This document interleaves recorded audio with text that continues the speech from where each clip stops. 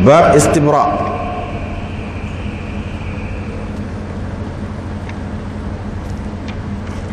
Bab istibra min al-baul, yakni mengeluarkan saki-baki air kencing.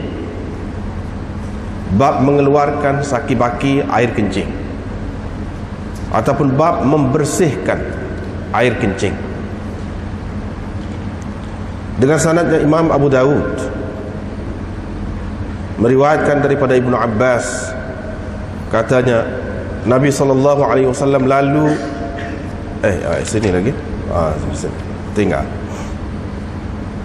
bab khatam, yakni cincin yang terdapat padanya sebutan Allah ataupun nama Allah, yadkhulu bihil khala, bolehkah seseorang membawa masuk ke tempat buang air. Dengan sanadnya Imam Abu Dawud meriwayatkan daripada Anas, katanya Nabi SAW bila mahu masuk ke tempat membuang air, ke tandas, wada'a khatamahu, dia akan meletakkan cincinnya. Abu Dawud berkata hadis ini mungkar. Apa yang ma'ruf ialah daripada Ibnu Jurayj, daripada Ziyad bin Sa'ad, daripada Zuhri, daripada Anas, bahawa Nabi SAW ittakhadha khataman min wariq, mengambil ataupun memakai cincin perak, kemudian baginda mencampaknya, membuangnya. Wal wahmu fihi, waham yang terdapat dalam hadis ini adalah berpunca daripada Hammam. Tidak ada yang meriwayatkannya selain daripada Hammam. Bab istibra' minal baul, yakni membersihkan kencing ataupun mengeluarkan saki-baki air kencing dari kemaluan.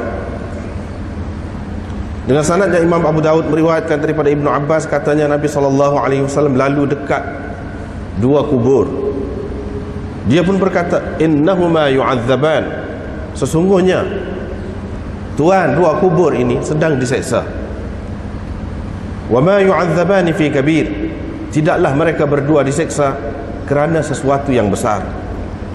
Adapun yang ini, fakana la yastanzihu minal baul, dia tidak membersihkan, dia tidak memelihara dirinya dari kencing. Adapun yang ini pula, yang satu lagi ni, fakana yamshi bin namimah, fakana yamshi, dia selalu ke sana kemari mengacup, yakni membawa acuman. Thumma da'a bi'asibin, kemudian Nabi SAW pun minta pelepah tamar yang masih basah lagi. Fasyaqqahu bithnain, Nabi SAW pun membelah dua. Kemudian dia menanam di atas satu kubur ini satu, dan satu kubur lagi satu. Wa qala, sambil dia berkata, la'allahu yukhaffafu anhuma ma lam yaybasa, mudah-mudahan akan diringankan azab dari mereka berdua selagi tidak kering kedua-dua pelepah ini.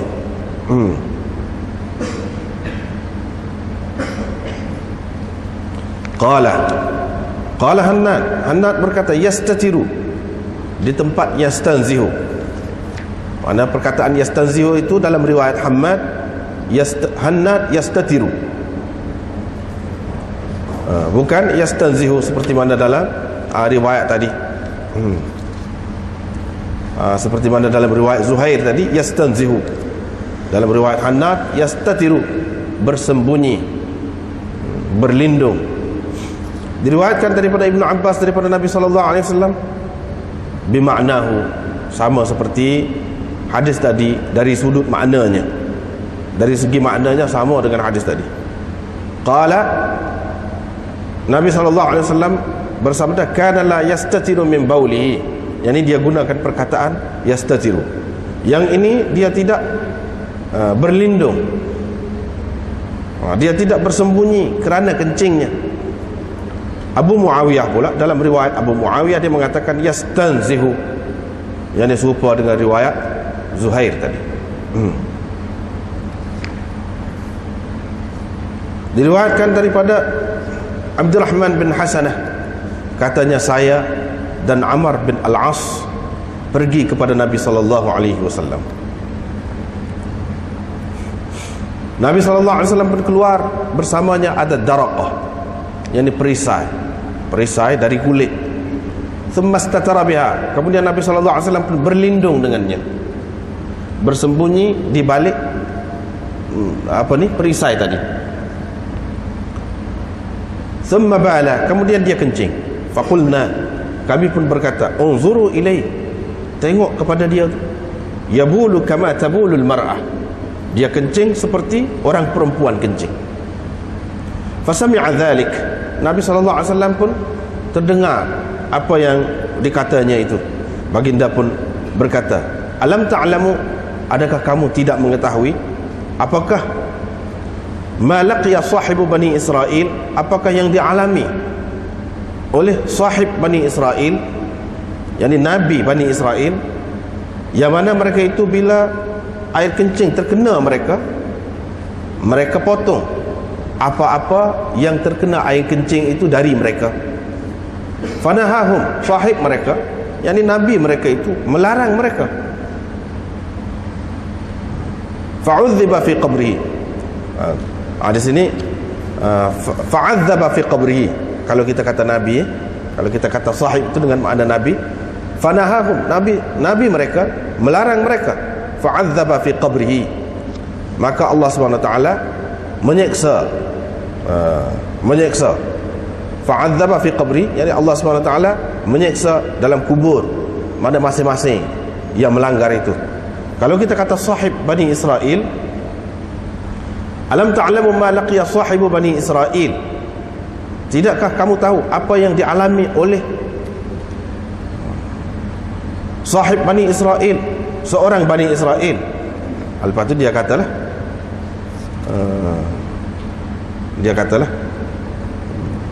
orang-orang Bani Israel ni kalau kena air kencing, mereka potong apa yang terkena air kencing dari mereka. Dia ni, sahib ini, salah seorang daripada mereka, melarang mereka, yakni dari memotong ataupun membuang apa-apa yang terkena air kencing itu. Fa'udziba fi qabrihi, maka dia diseksa, yakni sahib ini diseksa dalam kuburnya kerana larangan dia. Abu Daud berkata, kata Mansur daripada Abi Wa'il, daripada Abi Musa, berhubung dengan hadis ini, jildi ahadihim, yakni kanu idza asabahumul baul qata'u ma asabahul baul min jildi ahadihim. Jildi ahadihim, ma asabahul baul minhum, tempat minhum tu min jildi ahadihim, yakni kalau kena air kencing mana-mana bahagian, mereka potong kulit mereka, potong kulit. Asim meriwayatkan daripada Abi Wa'il, daripada Abi Musa, daripada Nabi sallallahu alaihi wasallam, sabdanya jasadi ahadihim, yakni hak tempat minhum tadi, qata'u ma asabahul baul min jasadi ahadihim, yakni mereka potong mana-mana bahagian tubuh mereka yang terkena air kencing itu. Mana lafaz tu berbeza-beza. Bab baul, kencing sambil berdiri, dengan sanadnya Imam Abu Daud meriwayatkan daripada Hudzaifah, katanya Nabi sallallahu alaihi wasallam pergi ke tempat buang sampah bagi satu kumpulan orang. Dia pun kencing sambil berdiri, kemudian dia meminta air, famasaha ala khuffai, selepas itu dia sapu dua khuf. Nabi sallallahu alaihi wasallam menyapu khufnya.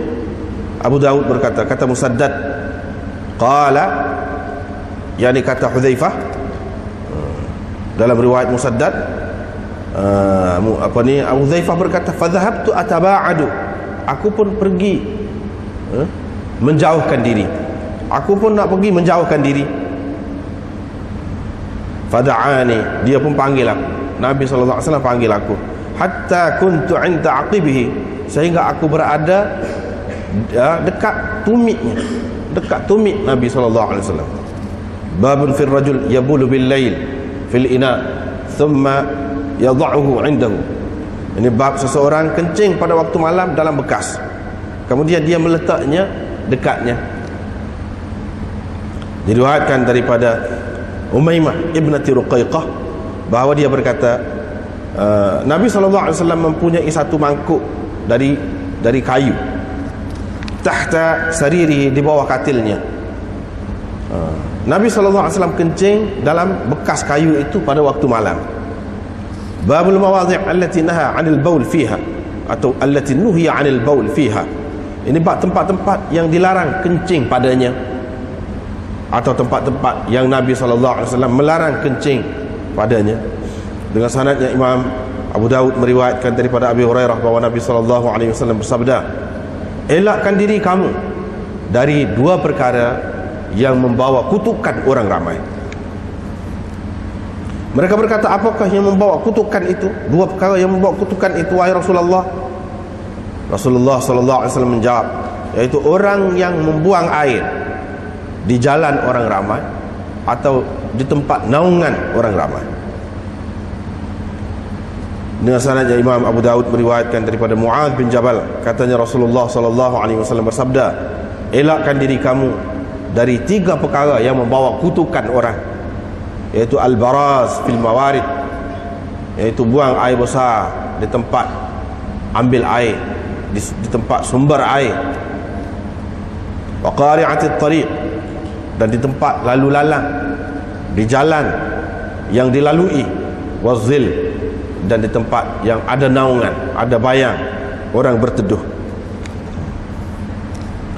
Babun fil baul fil mustaham, ini bab kencing fil mustaham, dalam bilik mandi air panas. Dengan sanadnya Imam Abu Daud meriwayatkan daripada Abdullah bin Mughaffal, katanya Rasulullah SAW bersabda, jangan sekali-kali sesiapa dari kamu kencing dalam bilik mandi air panasnya, kemudian dia mandi pula di dalamnya. Kata Ahmad, thumma yatawaddau, kemudian dia mengambil air sembahyang pula. Supaya tadi juga thumma yatawadda boleh, thumma yatawadda boleh. Kemudian dia mengambil air sembahyang pula situ. Fa inna 'ammatal waswas minhu, karena kebanyakan waswas itu berpunca darinya. Diriwayatkan daripada Daud, daripada Humaid al-Himyari, dia adalah anak pada Abdurrahman.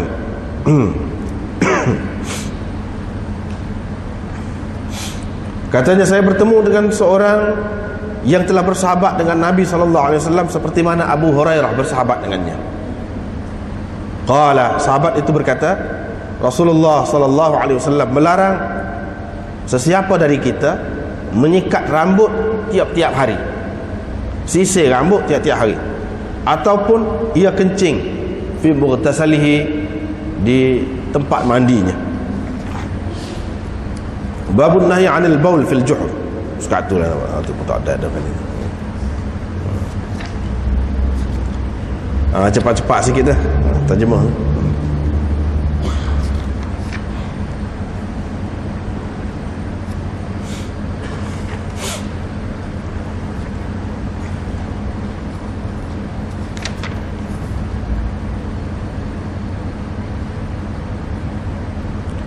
Baru ni, sebelum baru ni kan, Nabi SAW yazkurullah ala kulli ahyanihi. Sikit kita tambah sikit, tak ada baru ni. Nabi SAW menyebut Allah fi kulli ahyanihi, pada setiap ketika, dalam semua keadaannya Nabi SAW sebut Allah. Sedangkan sebelum itu Nabi SAW nak kata wa'alaikassalam atau wa'alaikumussalam pun tak mahu. Kenapa? Kerana dia tak ada air semaya. Dia tayamum dulu, atau dia ambil air semaya dulu, mengikut riwayat sebelum pada ni, barulah dia jawab. Sedangkan dalam riwayat ni, riwayat Aisyah ni, di bawah tajuk babun fir rajul yadhkurullah ala ghairi tuhrin, ini seseorang boleh menyebut Allah dalam keadaan tidak suci. Dia sebut Nabi SAW menyebut Allah, nama Allah dalam semua keadaan. Apa makna dalam semua keadaan ni? Dalam semua keadaan ni apa makna?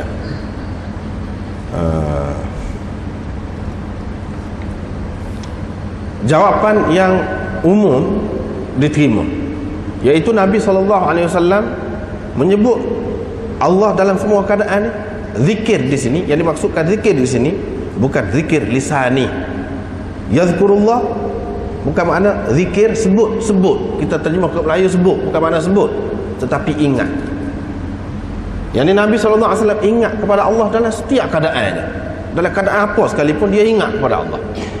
Yang ini zikir qalbi yang dimaksudkan di sini. Zikir ini ingat dalam hati dia ingat sama. Bukan bermakna pada ketika duduk buang air besar ataupun baca Quran juga ataupun berzikir hal lain. Tidak. Ingat dalam hati. Ataupun yang itu satu. Ini semua terima, umum terima. Dalam keadaan jima, dalam keadaan buang air besar, buang air kecil ke apa tu, ingat sama. Yazkuru di sini dengan makna ingat, bukan dengan makna sebut. Hak tak boleh tu sebut. Hak ni bukan sebut, ingat tak apa. Itu yang pertama. Yang kedua, sebut ni maksudnya ala kulli ahyanihi, dalam semua keadaan. Bukan makna betul-betul ketika keadaan itu dilakukan, betul-betul ketika nak buang air besar tu, tetapi kita kira nak masuk jamban. Ketika nak buang air besar, dia ada zikir dia. Pada ketika tu ada baca. Keluar daripada tempat buang air tu, ada juga zikir. Bukan betul-betul pada ketika buang air besar tu. Begitu juga bukan betul-betul pada ketika jima tu, tapi sebelum jima. Mana tak ada satu perbuatan dia yang mana dia tidak zikir, ingat kepada Allah. Kalau perbuatan itu boleh dilakukan ketika kalau zikir tu boleh dilakukan pada ketika buat tu, dia akan berzikir. Pada ketika tu dia akan sebut. Kalau tak boleh sebut, dia ada hak dia ajarnya, hak sebelum itu.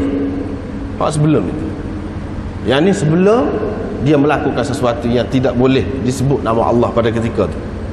Ini termasuk dalam fi kulli ala kulli ahyanihi. Dalam setengah riwayat dia kata fi kulli ahyanihi.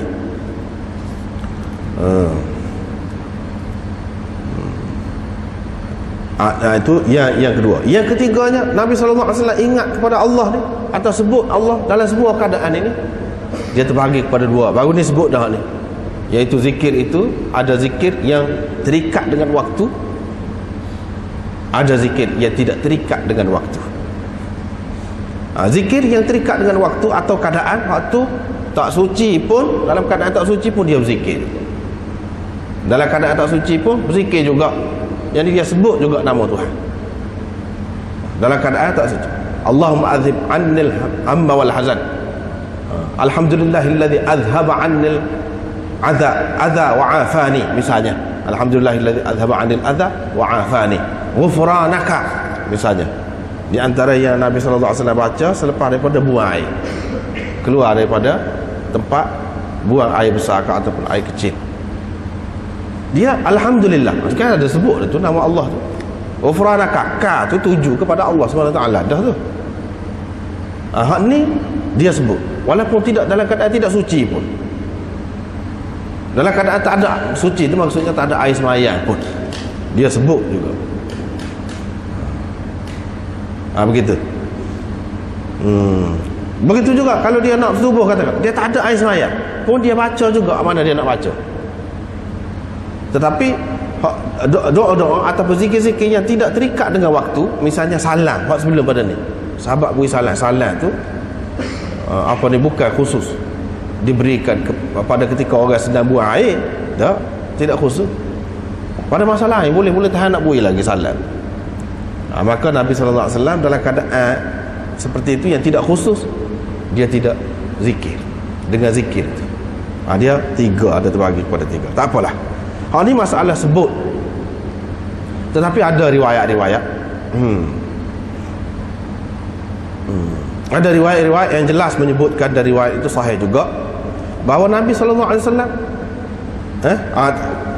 jelas tu dia zikir, dia sebut dengan hati ke ataupun dengan lidah, tu takwil masing-masing lah. Orang yang tidak suka dia kata tak boleh sebut dengan lidah pada ketika bersetubuh misalnya, dia kata sebut dengan hati, iaitu pada ketika bersetubuh. Dalam hadis ada sebut dengan terang, iaitu Allahumma la taj'al lisyaitan fima razaqtana nasiba. Waktu Ramai ulama-ulama mengatakan pada ketika tengah tu, pada ketika keluar air mani boleh. Adapun hak sebelum pada tu hak selalu ada baca tu sebelum. Hak tu sebelum. Hak ni tengah-tengah menunjukkan Nabi SAW ni yazkurullah ala kulli ahyani, ini memang sebut sungguh dalam semua keadaan tempat-tempat yang munasabah dia sebut. Setengah ulama kata sebut di sini bukan makna sebut, tapi ingat, dia ingat. Kalau kita nak mengelak daripada khilaf tadi, kita ingat saja tak apa dah.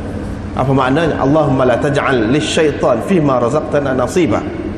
Ya Allah, jangan engkau berikan habuan, gia kepada syaitan pada rezeki yang akan engkau berikan kepadaku, kepada kami. Jangan ada gia syaitan pada anak. Baiklah. Ini masalah tulisan pula. Ada tulisan ke, ada apa ni, cetak ke, ataupun yang diukir ke, pula tidak sebut. Tapi kalau ada di baju kita ke, di topi kita ke, di cincin kita ke misalnya, sebutan ataupun nama Allah, bolehkah seseorang itu membawa masuk ke dalam khala? Bolehkah?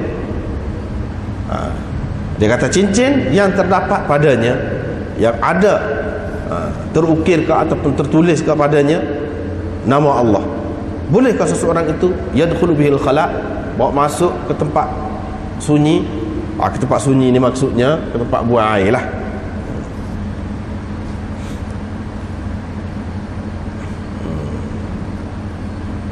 Lepas tu riwayat daripada Anas, dia kata Nabi SAW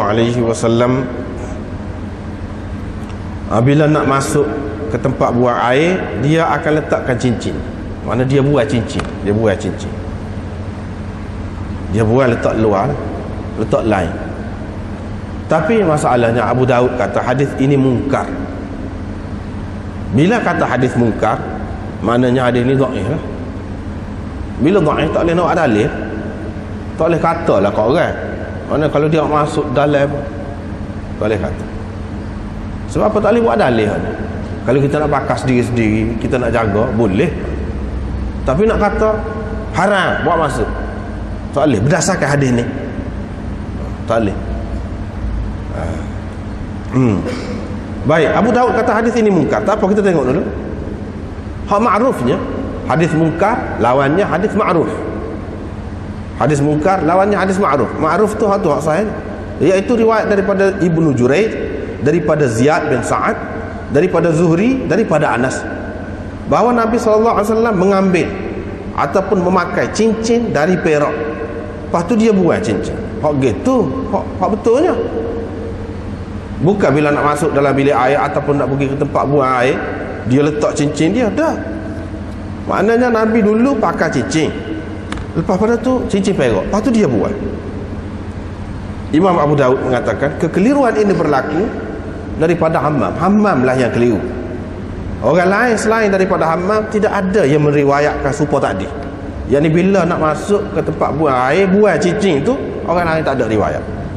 Kecuali Hammam daripada Ibnu Juraij. Anak-anak murid Ibnu Juraij hak lain, hak dimeriwayatkan daripada Ibnu Juraij, daripada Zuhri, daripada Anas ni, tak ada ayat lagu tu. Hak adanya lagu mana? Nabi SAW pernah pakai cincin perak, lepas tu dia buat, lepas tu dia tak pakai. Gitu.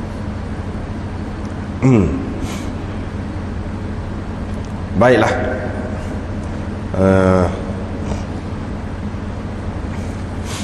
Kita tengok ni perawi ni. Kita ambil Hammam bin Yahya bin Dinar, thiqah. Kadang-kadang dia ada waham, kadang-kadang waham, celaru fikiran dia, keliru fikiran. Saji berkata saduq sayyi'ul hifz. Dia ni saduq, dia ni satu lafaz ta'dil, sayyi'ul hifz, dan ingatannya tak baik, tak bagus. Kalau hak dia riwayat daripada kitab dia, boleh pakai. Tetapi kalau hak dia riwayat berdasarkan ingatan dia, falaisa bisyai', tak ada tak ada nilai. Ini kedudukan Hammam. Hammam yang Imam Abu Daud pertikaikan. Dia kata waham ni berlaku daripada Hammam. Hammam lah hak keliru. Baik, Hammam itu ambil daripada Ibnu Jurayj. Siapa Ibnu Jurayj? Iaitu Abdul Malik bin Abdul Aziz bin Jurayj. Dia ni seorang yang thiqah, faqih, seorang alim dia, fadil, ahadul a'lam, salah seorang tokoh. Tetapi dia sering kali melakukan tadlis dan sering kali melakukan irsal. Yang ni dia tidak royak perawi hak datah dia, hak sepatutnya disebut. Ia disebut datah dia tu tidak semesti dia ambil daripada orang itu secara langsung. Tak. Besar sekali kemungkinan ada orang celah. Misalnya sini, Ibnu Jurayj daripada Zuhri. Besar sekali kemungkinan dia tidak ambil secara langsung daripada Zuhri. Bahkan ada orang lain dicelah. Di antara Ibnu Jurayj dengan Zuhri itu ada orang lain. Sebab apa? Dia melakukan tadlis. Bila dia riwayat secara an-anah, bila dia orang yang mudallis ni, biar dia meriwayatkan secara an-anah macam di sini. Hammam an Ibn Jurayj an Zuhri an Anas an. Riwayat secara an-anah tu dia melemahkan hadisnya. Lemah. Sebab kita tidak tahu siapa dia dicelah di antara dia dengan Zuhri itu siapa. Itu masalah. Imam Malik mengatakan Ibnu Jurayj ni hatibal lail. Hatibal lail ni ikut dan kutip belakang. Orang zaman dulu dia kutip kayu api. Nak masuk pakai kayu api. Hak orang ambil tengah hari tu tak apalah nampak. Kayu api ni kayu api kering. Kayu api ni kayu api lagu mana. Dia pilih. Tapi kalau hatibal lail, maknanya orang yang pungut kayu api tengah malam ni, dia pakai ambil belakang. Hak basah, hak kering. Tak tahu lagi tu. Kalau nampak banyak stokor tu pakai ambil. Hak ada ular dalam tu pun tak tahu juga. Dia ni ambil belakang ikut dan.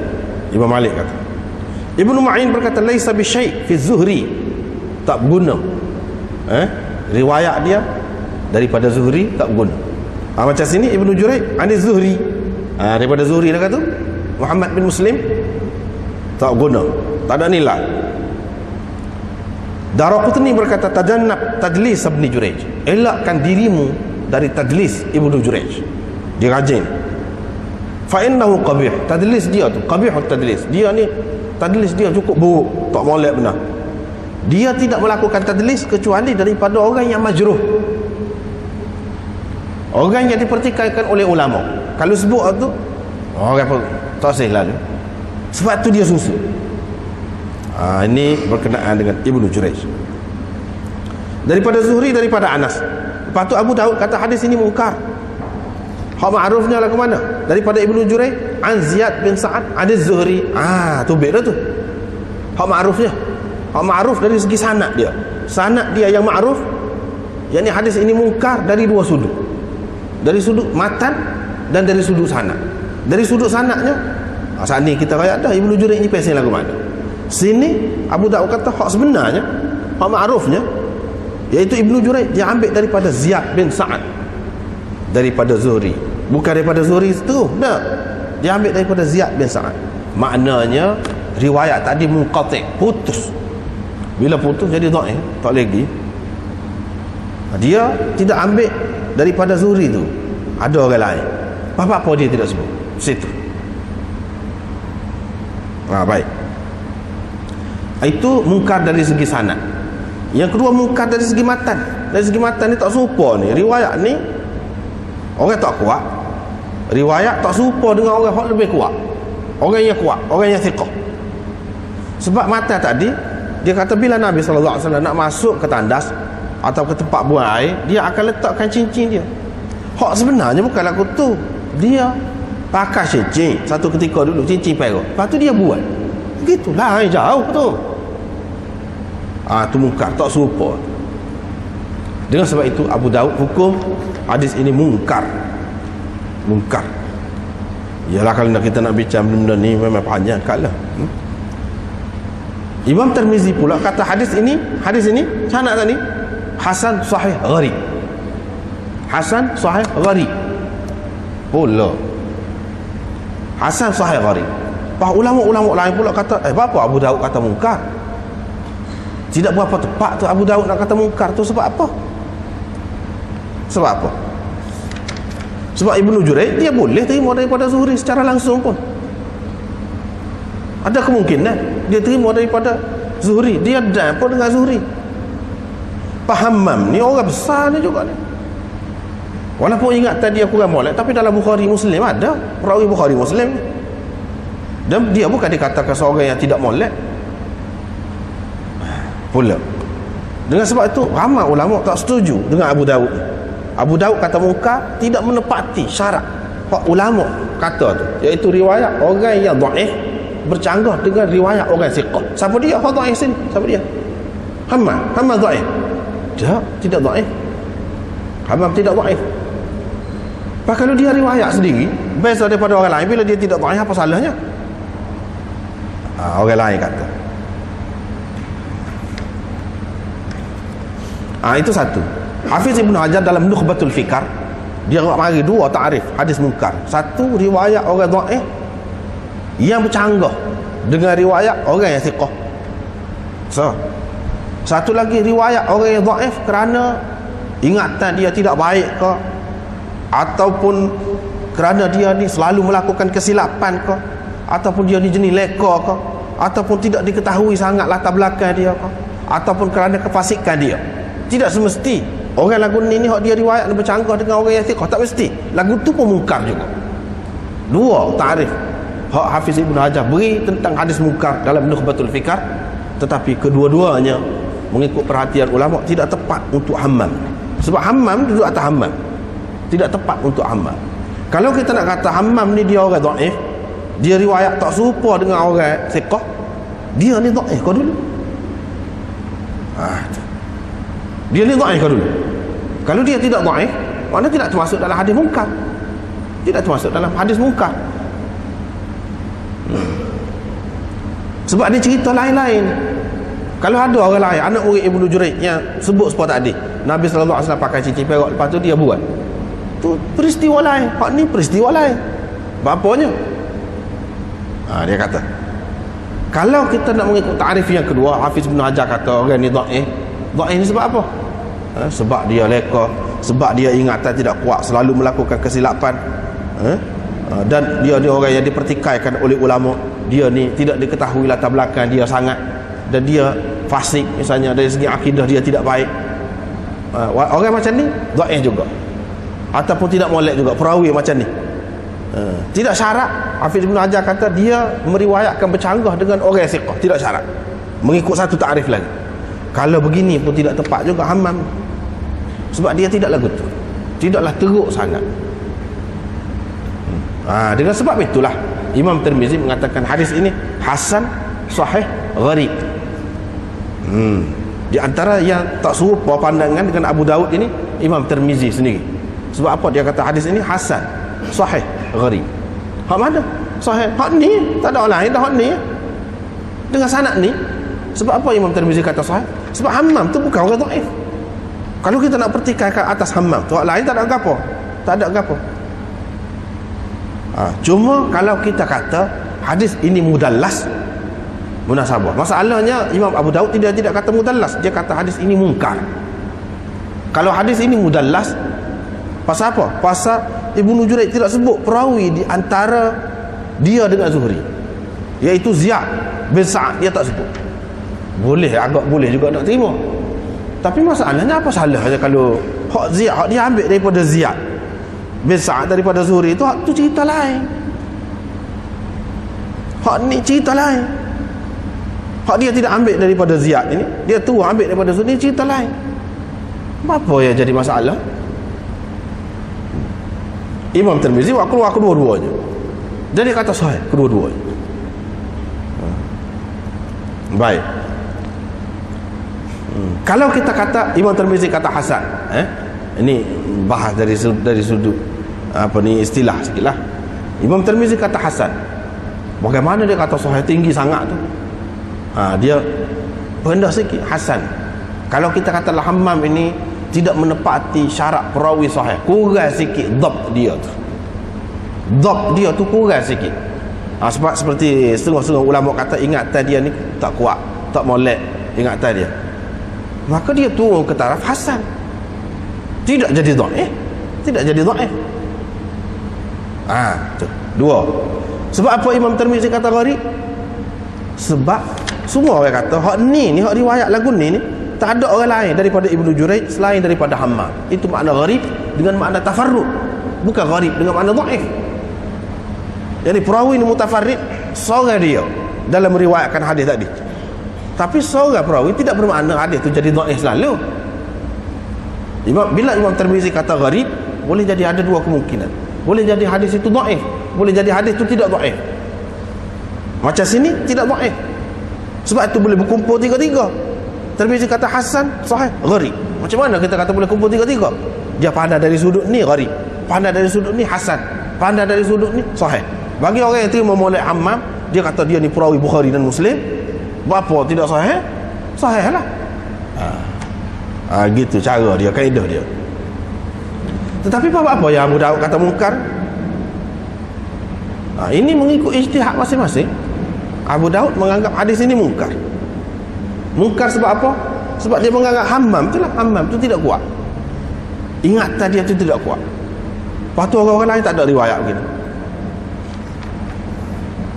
Orang lain bantah pula. Dia kata hak ni, hak ma'ruf ni pun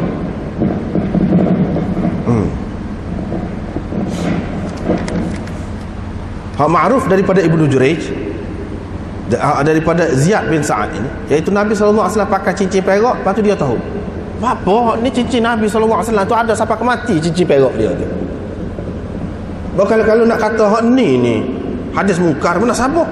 Ataupun hak ni hadis syadz, mana sabar? Sebab apa? Cincin tu hak ada Muhammad Rasulullah, perak daripada perak, hak tu ada sampai ke mati. Selepas dia mati, Abu Bakar pula pakai, buat cok surat-surat rasmi. Lepas pada dia mati, Sayyidina Umar pula duduk dengan Sayyidina Umar pula. Lepas pada Sayyidina Umar sampai ke zaman Sayyidina Uthman pula, Sayyidina Uthman pun pakai. Lepas pada tu dia cincin tu jatuh dalam telaga Aris, namanya telaga Aris. Satu hari tu Sayyidina Uthman duduk tepi telaga tu, dia duduk buah-buah, bulah-bulah cincin tu jatuh dalam telaga. Sayyidina Uthman memerintahkan orang ganya telaga tu, selan, bukan main habis, tak jumpa pakai cincin tu, hilang dengan pergi. Bagi ahli-ahli hikmatnya, dia pandai ada hikmat lah tu situ, kita tidak nak bahas lah tu sini. Cuma secara ringkas saja nak. Jadi bagi mereka, dia kata apa-apanya hadis ni hak Nabi SAW tu, hak tu cincin mah, hak tu bukan cincin perak. Hak tu hak dia tahu. Ni sebut perak ni apa? Hak perak dia tak tahu.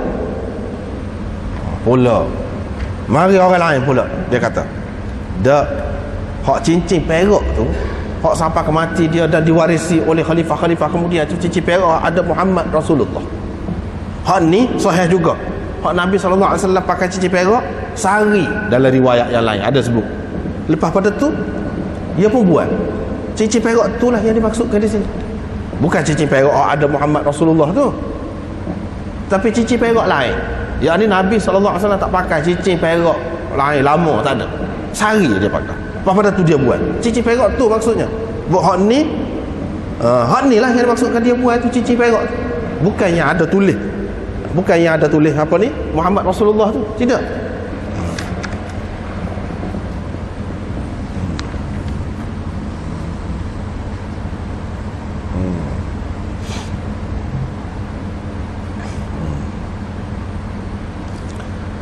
Baiklah, barangkali Hammam ni dia tengok ramai ulama-ulama hadis ingkar riwayat ni, riwayat hak Nabi SAW bila nak masuk ke tempat buang air ni dia buang cincin dia letak cincin dia.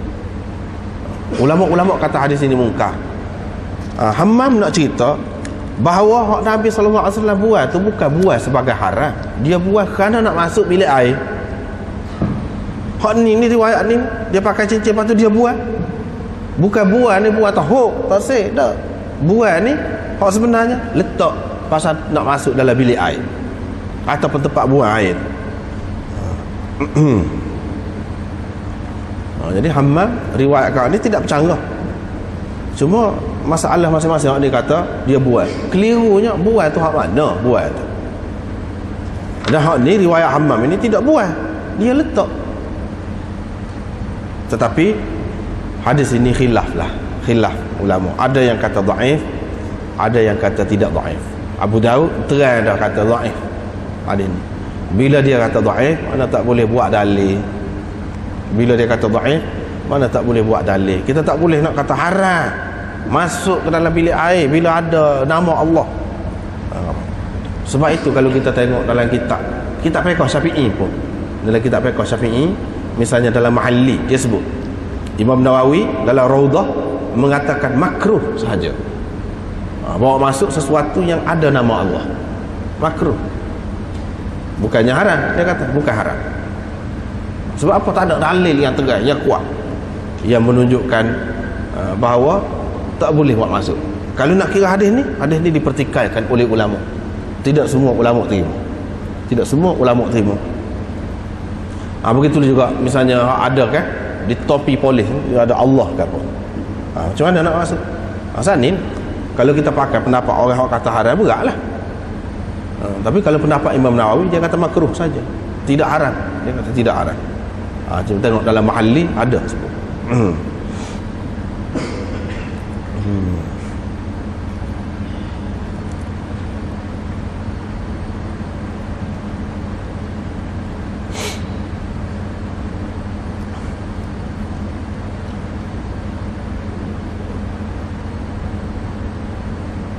Bahkan di situ dia sebut awak masuk ke tempat bilik air saat ni, dia sebut kalau masuk Quran sekalipun, tapi kena tutup molek lah, kena tutup buku molek dalam beg ke, tak apa kalau masuk Quran sekalipun.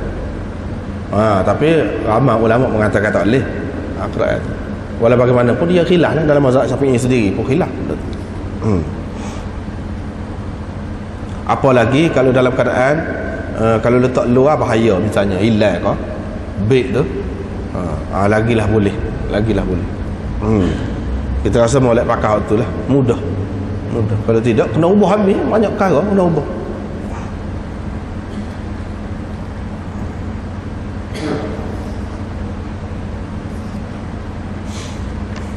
Baiklah.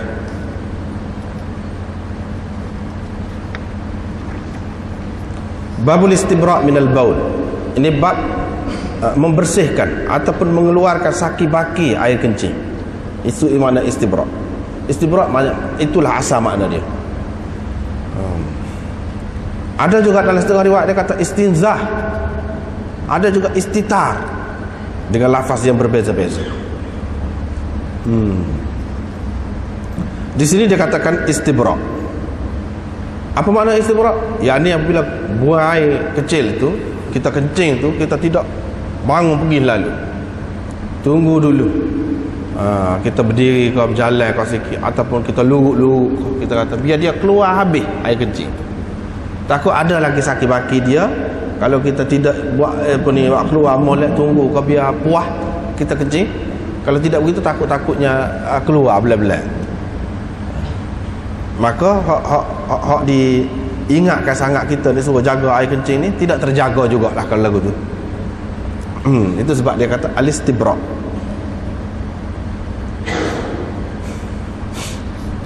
Riwayat daripada Amash katanya saya mendengar Mujahid menceritakan daripada Tawus daripada Ibnu Abbas. Katanya Nabi SAW lalu dekat dua kubur. Dia pun kata innahuma yu'adzaban. Dua orang yang duduk dalam kubur ni, dua kubur ni sedang diseksa. Mereka tidak diseksa kerana sesuatu yang besar. Ini dalam riwayat ni. Tapi kalau dalam riwayat Bukhari, bala innahu kabir, atau bala innahu lakabir, bahkan besar. Mereka tidak diseksa kerana sesuatu yang besar. Kerana sesuatu yang besar. Bahkan sebenarnya sesuatu yang besar dalam riwayat Bukhari. Sini tak ada wa ma yu'adzabani fi kabir saja. Mereka berdua tidak diseksa kerana perkara besar. Amma hadza, yang ini seperti kita terjemah tadi, La yastanzihu, istinzah makna la yastabri. La yastabri'u maknanya tidak mengeluarkan saki-baki air kencing atau tidak membersihkan kemaluannya dari air kencing. La yastanzihu boleh juga dengan makna la yatajannab. La yatajannabu, tidak mengelak diri, menjauhkan diri, menjaga dirinya daripada terkena air kencing. Dan yang ini pula hidupnya pergi mari membawa acuman, mengacum orang. Mengacum ni apa dia, pelaga orang lah, pelaga orang. Pergi dekat orang ni, orang ni kata gini. Pergi dekat orang ni, dia kata orang tu kata gini. Jadi nak marah, asalnya tak ada apa. Itu mengacum, namimah. Baiklah. Kita tengok dalam hadis ini, kubur ni Nabi SAW lalu dekat dua kubur ni. Khilaf juga ulama, ada mengatakan kubur ni kubur orang kafir, ada mengatakan kubur ni kubur orang Islam. Yang betulnya kubur orang Islam. Yang betulnya kubur orang Islam.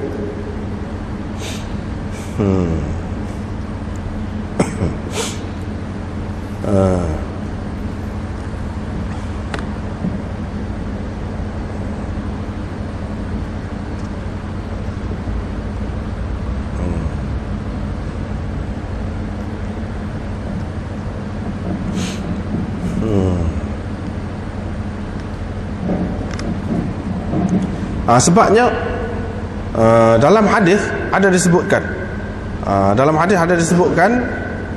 iaitu di sini pun ada sebut ni, kalau ada kitab ni boleh tengok. Nabi SAW dalam hadis riwayat Ibnu Majah dia lalu dekat kubur baru. Dalam hadis Abu Umamah dalam Musnad Ahmad dia kata marra bil baqi'. Lepas tu Nabi SAW tanya, man dafantum al-yawm hahuna, siapa kamu kebumikan di sini hari ni? Hadis-hadis ini menunjukkan bahawa kubur ni kubur orang Islam, sebab baqi' tu perkuburan orang Islam. Siapa dia kamu kebumikan hari ni? Nabi SAW tanya.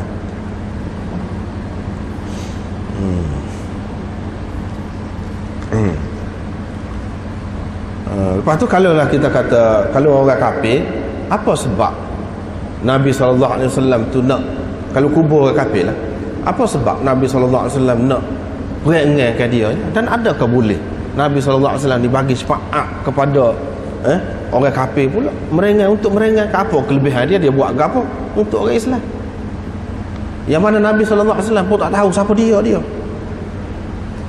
Tapi bagi ulama-ulama yang mengatakan kubur orang kafir, Nabi SAW nak ayat syafaat dia tu luah. Allah SWT beri kepada orang kafir pun boleh ingat, mana nak ingat. Dia pegang gitulah.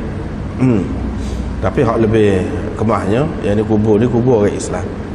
Nabi SAW kata mereka berdua ni sedang diseksa. Ini menunjukkan bahawa azab kubur tu ada. Ada azab kubur. Dan inilah hujah bagi ahli sunnah wal jamaah yang mengatakan azab kubur tu ada. Salah satunya, banyak lagi hak lain-lain. Hak ni salah satu. Hak kata tidak ada azab kubur ke apa tu, itu Mu'tazilah. Mu'tazilah. Orang tak pegang hak tu.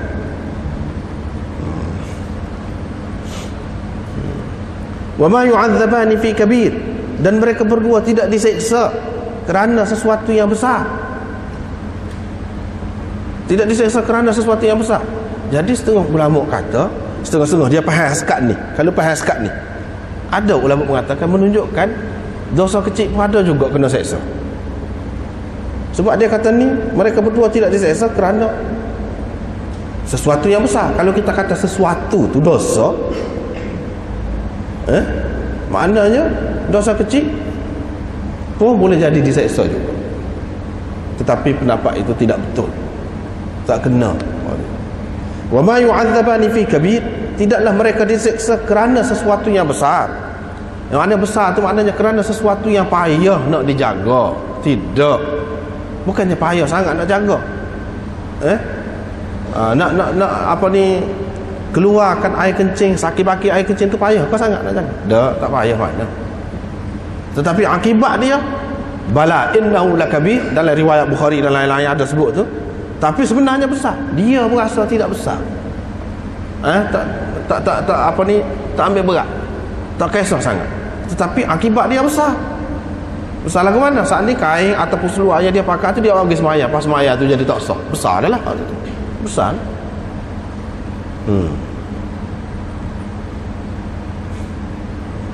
Ataupun wama yu'adzabani fi kabir, mereka tidak diseksa kerana sesuatu yang besar pada anggapan mereka. Dia anggap kecil, sebenarnya benda tu besar. Benda tu besar, dia anggap kecil, sebenarnya benda tu besar.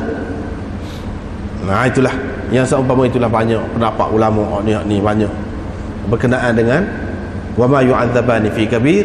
Dalam riwayat lain ada tambahan bala innahu lakabir, bahkan sebenarnya besar. Takkanlah kita kata hak ni yastanziru minal baul ni boleh kira, kita kata tak berapa nampaklah sangat besar dia tu. Tapi kalau mengacung, tak besar lagu mana, dia jenis mengupak juga. Dosa besar tu. Pas kabir di sini tentu sekali wa ma yu'adzabani fi kabir bukan bermakna dosa kecil. Dak. Sebab kita kata tadi lah, dosa besar belaka, yang ni melihat kepada ujung dia. Baiklah. Bapakah orang ni dia azab dalam kubur? Orang tak jaga air kencing dia dan duduk mengacung ni kena azab dalam kubur bapa. Banyaklah pendapat ulama, di antaranya yang paling baik untuk kita pegang, iaitu kubur ni adalah muqaddimah alam akhirat. Tempat hak mula-mula kita tukar kubur. Begitu juga suci, jaga cemas suci ni, ini adalah muqaddimah ataupun syarat untuk sembahyang. Sebelum kita sembahyang kita kena jaga ni. Hak azab sebenar ataupun hak sebenarnya iaitu di akhirat. Hak ni tidak. Dalam kubur tu tidak azab hak besar lagi, tidak. Besar dah nak banding dengan azab akhirat tu, tak lagi. Hak kecil tu oleh kerana dia mengakibatkan sembahyang tidak sah. Dalam kubur ditanya tentang kecil tu, tok cuci molek. Ini mukaddimah dia dalam kubur. Di akhirat besok mula-mula sekali hak Allah yang ditanya ialah tentang sembahyang. Ni orang sembahyang molek ke tidak? Hak mula-mula sekali ditanya. Hak ni mula-mula dia cuma cuci, ujung dia sembahyang tak jadi. Hak di akhirat besok mula-mulanya tanya tentang air kecil. Ujung dia aja tanya tentang sembahyang. Dia ada persamaan. Hak seorang lagi yamshi bin namimah. Yang kedua dalam hadis ada disebutkan apa ni? Hak hamba yang mula-mula sekali Allah SWT tanya ialah kisah darah. Maknanya kamu ada bunuh orang ke tidak? Kalau hak manusia, curi, banyak lagi benda-benda lain lagi hak kait dengan manusia ni. Tapi hak mula-mula sekali tanya, hak paling besar sekali, ada bunuh orang ke tidak? Tu kisah darah. Mula-mula sekali dia soal di akhirat nanti. Tapi dalam kubur tidak ada soal kisah darah, soal kisah ngacung. Sebab apa? Sebab kubur ni mukaddimah. Apa ni? Permulaan. Alam permulaan bagi akhirat. Dia ada kesesuaian tu. Apa ni? Darah, kisah darah. Jadi kisah darah ni sebab apa? Puncanya dalam dunia ni kebanyakannya kerana mengacung. Membawa kepada bunuh-membunuh, perang. Kadang-kadang sampai perang. Sebenarnya cerita tak ada gapo. Dia dakwa saja. Dia kata gini-gini. Dia keseran negeri orang misalnya kita tu. Hal gitu. Sebenarnya tak ada gapo apa. Ini akibat acuman. Bila dia royak gini. Orang pun kata patutlah kita hancur ke dia lah. Kita bunuh dia. Itu akibat dia bunuh. Punca dia bagaimana? Mukaddimah dia. Ni mengacung punca dia. Dia ada kesesuaian.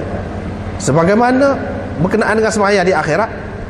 Lepas tu sebelum sembahyang ni dia kena cuci daripada hadas. Jadi hak mana tak cuci gapo tu dia kena dalam kubur dulu. Lepas tu tak sudah sekat tu di akhirat besok daripada mahsyar di mana lagi banyak lagi dalam neraka. Ma salakakum fi saqar qalu lam nakum minal musallin. Apa sebab masuk dalam neraka Saqar? Neraka Saqar ni lepas pada mahsyar, buat tak semaya. Termasuk dalam hak tak semaya ni, tak kena semaya, tak kena. Tak kena syarat dia.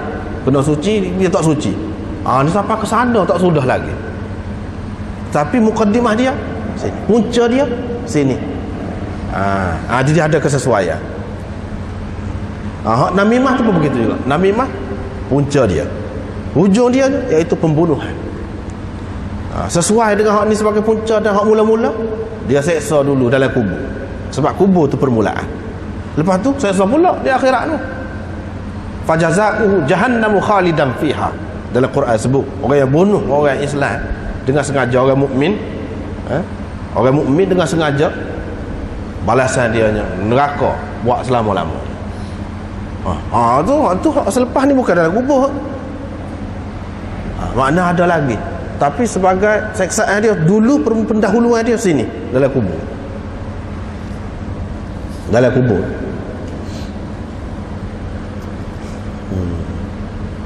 Tu sangat molek kalau kita perhatikan, dia ada hadis Nabi SAW, dia ada kesesuaian. Hak ni sesuai dengan tempat ni. Hak ni sesuai dengan tempat, tapi dia ada pertalian. Dia ada pertalian. Kita nampaklah bahawa hak kita duduk buat dalam dunia ni, dia akan disambung dalam kubur pula, akan sambung pula pada mahsyar pula, akan sambung pula sama ada syurga dalam neraka dia bertali-tali, tidak putus tu. Bukan dunia suku, pada mahsyar suku, kubur suku, dia ada pertalian. Tapi punca dia hak sebenarnya dunia ni, dalam dunia.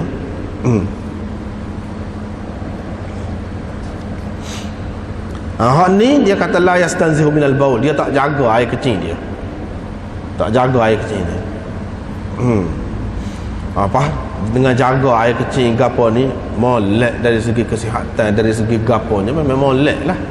Kalau tak jaga tu jadi kotor. Di sini juga menunjukkan bahawa Islam ni nak suruh orang dia tu, penganut dia tu bersih. Apa cara pun kena kira. Kalau tak ada air pun guna batu ke, untuk istibrak tu, ikutlah. Tapi kena bersih. Termasuk juga banyak sudut lah kalau kita nak perhati. Dari sudut nak jaga kebersihan, nak jaga kesihatan. Bila bersih, sihat. Termasuk sini. Bersih tentang diri. Soal lagi bersih masyarakat. Bersih masyarakat, jangan bawa benda-benda tak betul lah. Jangan fitnah, jangan mengarut, jangan mengacau, jangan. Barulah bersih masyarakat ni jadi aman damai, sihat masyarakat. Tapi kalau duduk bawa lagu ni tak sihat. Boleh tengok dari sudut tu pula. Kita boleh tengok banyak sudut hadis-hadis ni. Luah. Lepas tu dia pun minta pelepah tamat. Yang basah belah dua. Lepas tu dia pun tanah ni. Dia kata la'allahu yukhaffafu anhuma ma lam yaybasah. Bila dia tanah tu sambil dia doa. Dia kata la'allahu, mudah-mudahan. Saat ni sepanjang terjemah tadi. Satu lagi, kerana. La'alla di sini dengan makna ta'lil. Kerana akan diringankan azab dari mereka ini selagi tidak kering. Sebab tu aku nak baca ni. Kenapa? Aku diberitahu berdasarkan wahyu, Allah SWT nak bagi kebaikan selama tidak kering. Kerana aku dapat wahyu. Jadi la'alla ni dengan makna kerana. Itu pendapat yang kedua. Pendapat yang ketiga, la'allahu. La'alla di sini dengan makna pasti. Dengan makna pasti. Pasti akan diringankan daripada penghuni kubur ni sebelum lagi kering. Sebelum lagi kering, apa ni? Pelepah tamat yang basah tadi. Dia ada tiga makna. Ada tiga makna. Makna yang ketiga saat ni comel. Maknanya kesan hak Nabi SAW doa ni ringan sungguh. Ringan, hak tadi berat, lepas tu ringan terus, lepas tu tak ada. Bila kering tu tak ada dah lah seksa. Hak sani, hak berat sani pun jadi ringan. Lepas pada kering tu tak ada langsung dah seksa. Ini kelebihan. Memang molek makna yang ketiga. Tapi dari segi lafaz dia tu kurang sesuai. Kurang sesuai. Sebab apa? Malam biai basah, maknanya selagi tidak kering. Selagi tidak kering akan diringankan dia. Bukan pasti akan diringankan dia, dan sehingga habis, sehingga kering pelepuh ni tak kena dah seksa dia. Itu agak jauh sikit daripada lafaz. Lebih dekat dengan lafaz ini iaitu yang pertama dan yang kedua. Makna yang pertama, yang kedua. Kalau makna yang pertama, kita kena mengambil kira hadis lain lah, yang mana dalam hadis lain ada disebut Nabi SAW diberitahu bahawa orang ni dengan berkat kamu, dengan syafaat kamu akan diringankan. Lepas pada tu tak tahulah. Lepas pada tu tak tahu, boleh jadi berat pula, atau boleh jadi ada lagi tapi ringan seterusnya, boleh jadi. Nak kata tak ada langsung tu tidak jelas di sini. Atau la'allahu dengan harapan mudah-mudahan akan diringankan.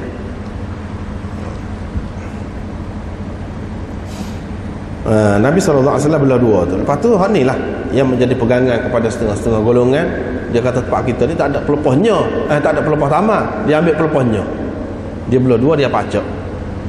Ini pun masalah khilaf juga.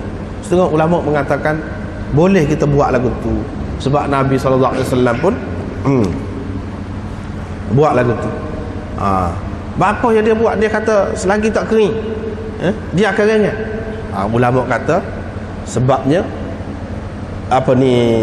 pelepah saat ni dia duduk tasbih, dia duduk berzikir kepada Allah SWT. Jadi suasana tu akan meringankan dia. Itu pendapat setengah-setengah ulama. Tapi ulama satu golongan lagi dia kata apa berzikir ni berkait dengan basah kering. Dalam Quran kata wa min syai'in illa yusabbihu bihamdihi walakin la tafqahuna tasbihahu. Tak ada benda ni atas muka bumi ni melainkan tasbih belaka kepada Tuhan, cuma kamu saja tak faham cara tasbih dia tu. Tasbih belaka dia tidak ayat kok basah kok kering kok, dia tak ada kait tu. Tasbih belaka apa makna? Dia kata selagi tak kering ringan, tidak kena mengena dengan dia basah. Hak ni nak rayak Allah SWT nak bui setakat tu sebagai tanda sahabat boleh tengok. Bila lagi tak kering ringan, hak tadi berat jadi ringan, lepas tu seterusnya akan berat pula, tak tahu. Kau terus ringan, sepatutnya berat selepas tu, tapi terus ringan, tak tahu, tak jelas ni. Kalau ringan sementara pun nak ayatnya nikmat dah tu. Satu kelebihan dah kepada orang yang duduk dalam kubur tu, nak ayat azabnya berat. Satu kelebihan dah. Kalau lah kita kata ringan tu, lebih-lebih lagi lah. Kalau ringan semetal, lepas pada kering tu balik mari pula azab berat pun sekurang-kurangnya ada ketikanya dia ringan. Ini tidak kena mengena, ini kata golongan ni tidak kena mengena dengan basah ataupun kering dia. Dengan sebab itu kita tak payah cari hak basah. Kalau anak batu hak kering tu pun mana-mana tasbih. Kalau lah benda-benda luar ni boleh memberi kesan kepada orang hak mati dalam kubur, sedap benar lah. Gapa dia banyak orang mari segala benda letak atas kubur tu tasbih belakang. Pas jadi ringan dia dalam kubur walaupun dia tu orang teruk. Ini golongan ni kata. Dengan sebab itu tak boleh pakai. Dia kata ini khusus dengan Nabi SAW. Khusus dengan Nabi SAW. Pas kalau orang lain dia nak tahu mana. Jadi ringan kau tidak, berat kau tidak. Golongan yang pertama tadi kata tak penting tahu tak tahu. Yang pentingnya Nabi SAW ada buat. Mana tahu? Takut Allah SWT nak buat ringan kata dia. Dengan sebab kita nak ikut cara Nabi SAW tadi. Kalau Allah SWT nak buat ringan, mana tahu? Dia kata tak penting kita tahu dia tu dosa ada berat kau kena seksa ataupun ringan, tak penting. Itu kata golongan yang pertama.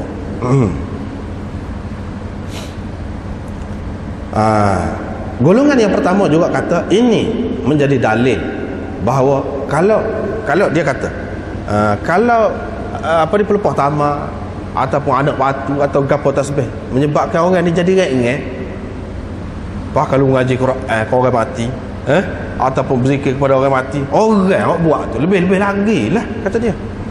Dia kata golongan yang pertama. Golongan yang kedua kata tidak lagu tu. Dia kata hak tu ada ke dalam hadis? Kata tak ada, tak jelas, hanya disimpulkan berdasarkan setengah-setengah pendapat ulama. Dia kata Apa yang Nabi SAW kata selagi tak kering tu? Maknanya selagi dia tak kering, dia bertasbih. Sebab tasbih itu hak dia faham. Betul tak maksud Nabi SAW tu lagu tu? Tak jelas. Tak jelas. Ini sebagai satu tanda saja. Kalau Nabi SAW ambil hak kering sekalipun, ataupun hak lagu mana dia ambil, dan Allah SWT nak beri dengan sebab tangan dia tu, berkat dia tu, dia boleh beri. Hak ni khusus dengan dia kata, tak ada kena-mengena. Dengan orang hak tu kita nak kesimpulan yang kita buat. Sebab kita terima benda ni tasbih, benda ni tasbih, selagi tidak kering. Hak tu pun tidak berapa tepat tu. Golongan yang kedua kata sebab tidak nanti basah dia duduk tasbih tu. Kalau kering pun dah ada ayat Quran tak dia kata semua tasbih pula. Dia tidak ayat hak basah saja kering, hak basah saja kaya tasbih. Tak. Bermakna hak ni khusus dengan Nabi SAW. Dia nak tunjuk pada sahabat selama mana orang nak boleh kering, selama mana. Kalau nak harap orang tolong lah, tu Nabi SAW tolong ni. Tolong lah kita kata. Selama mana? Selama tak kering. Lepas tu tak lagi dah lah. Lepas kita nak harap orang lain ngaji Quran, pula kotak Quran, lepas kita tak cara dah. Jangan buat gitu. Ni setara Nabi SAW. Kita kena faham gini. Setara Nabi SAW, Allah SWT beri selagi tak kering. Berapa hari nak tak kering tu? Lepas pada tu, lepas kau orang? Tak. Lepas apa dia boleh bagi syafaat seorang tu? Lepas azab kubur kau gapo nak jamin? Tak boleh jamin. Dengan sebab itu jangan berasa sedap hati. Hidup nak buat gapo-gapo, maksiat, nak buat benda salah, jangan berasa sedap hati. Sebab apa? Dengan harapan orang ni akan tolong, orang ni akan tolong, tak tentu lagi tu. Tak tentu. Setara Nabi pun dia kata selama tu je. Nak ringan pun. Setara Nabi. Apa orang lain? Jangan harap.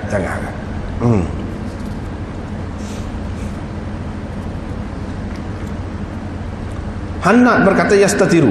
Di tempat yastanzihu tu. Bukan yastanzihu tapi yastatiru. Yang ni bersembunyi.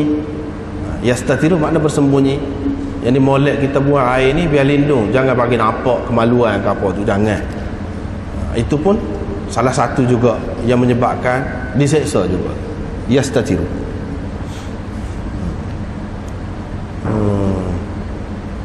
Ni semua ni Imam Abu Daud buat mari semua ni dia nak ayat beza ni anak murid.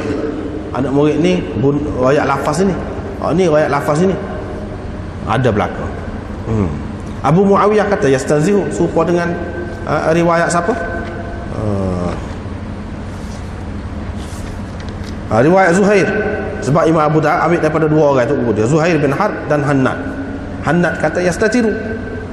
Zuhair kata yastanzihu.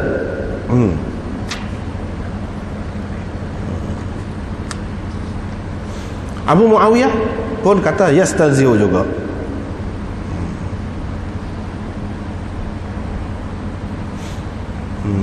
Ni anak murid beza ni. Mansur kata lagu mana? Yastatiru. Lepas tu dia mari riwayat sekali lagi.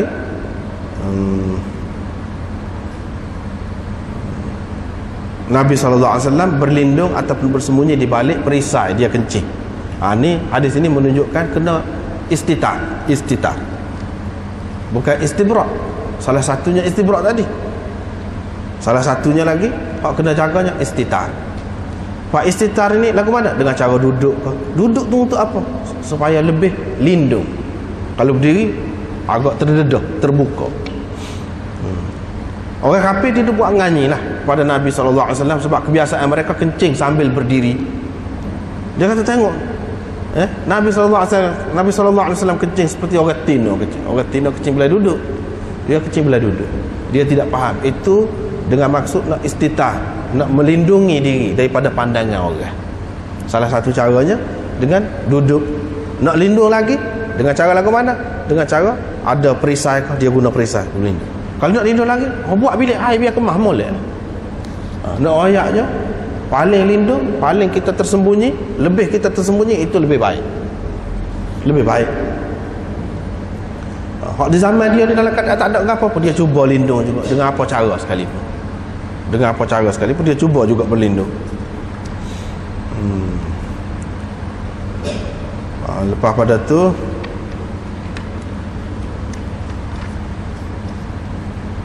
Ini panjang pula ni.